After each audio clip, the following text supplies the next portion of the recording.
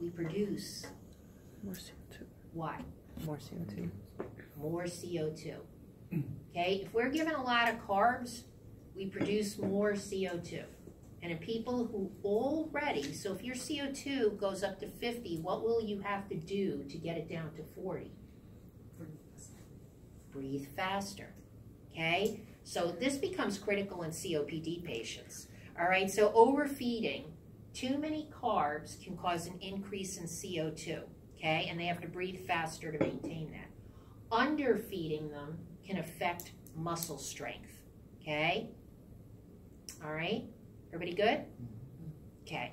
So we look at things like phosphate, magnesium. Okay, we're looking at, okay, are their electrolytes adequate enough, because those can inhibit weaning because it can cause decrease in muscle strength. Okay. How about if you have a lot of fluid on board? You put up that X-ray and you've got visible vascular markings excessively, or you have too much fluid on board, so it's leaking into the alveoli, what's that going to do to your weaning?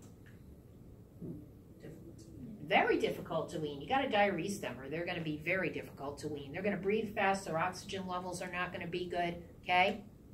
Electrolyte disturbances. What electrolyte disturbance do you know of that can cause CO2 retention?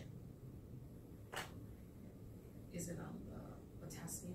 Yeah, low potassium and low chloride causes a metabolic alkalosis. And how do we fix that? We fix that by our respiratory system retaining CO2. So if you look at somebody and they have a metabolic alkalosis and their CO2 is up, you need to point that out, okay? All right, I've pointed that out sometimes. We're trying to wean him. His CO2 is creeping up. It's 50.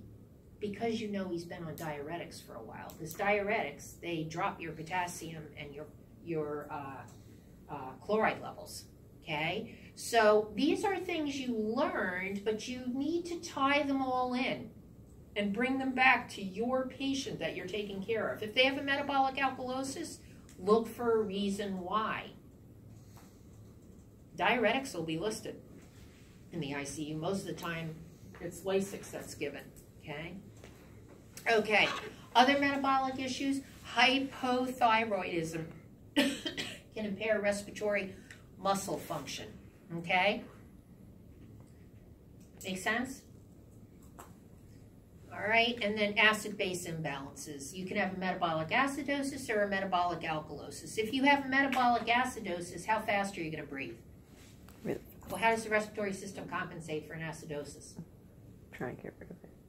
Yeah, you breathe fast. Try and get rid of it. Okay? You're going to breathe fast. Try and get rid of it. If you have metabolic alkalosis, you're going to breathe slow. Okay.